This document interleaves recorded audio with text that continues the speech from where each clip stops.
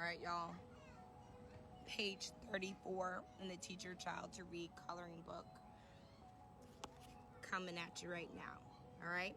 You're going to learn the 6 syllable types. And for this page, I'm really going to zoom it out.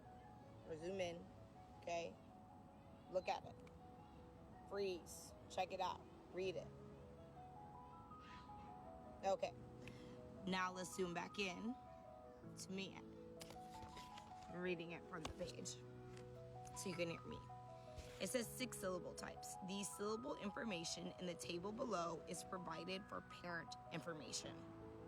Okay, don't expect your early reader to learn all this stuff in this page. This is for you guys. Early readers do not need to master all 6 syllable types yet. Early readers will master closed syllables only in this coloring book. Okay? In this coloring book, your child will learn how to read 1 syllable type out of 6. Okay? And this is the most important syllable type, which is called a closed syllable. It's important for early readers to understand that many words are made of multiple word parts. Discuss the key reading concepts on these syllable pages with your early reader when you believe they are ready. So that doesn't mean, even though this page is for parents, that you're not going to start talking about this with your early reader. And when I say talk, I said talk. Don't quiz them.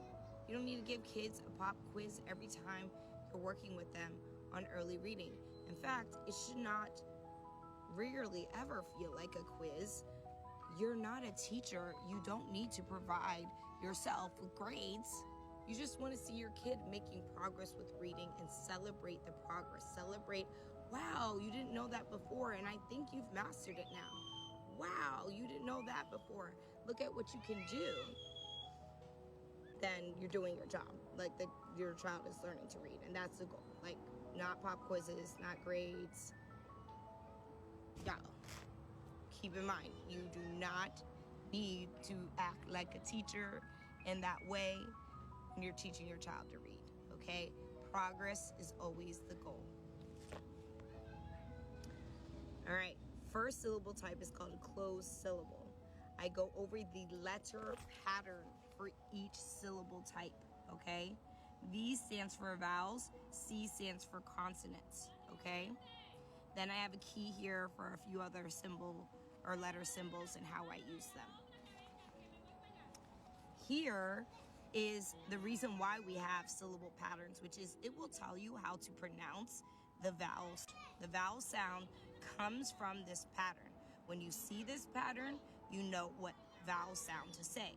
When you see this pattern, you know what vowel sound to say. This pattern, vowel sound. The names of the syllables kind of really don't matter unless you're going to be explicitly discussing it with your early reader because you need to for some reason. I honestly never taught my child any of these team or syllable names except for the vowel team one. Okay, she knew vowel team. She knew the patterns, vowel, consonant, E, but she didn't necessarily know that there were 6 syllable types all at one time. Like, that wasn't something I discussed with her.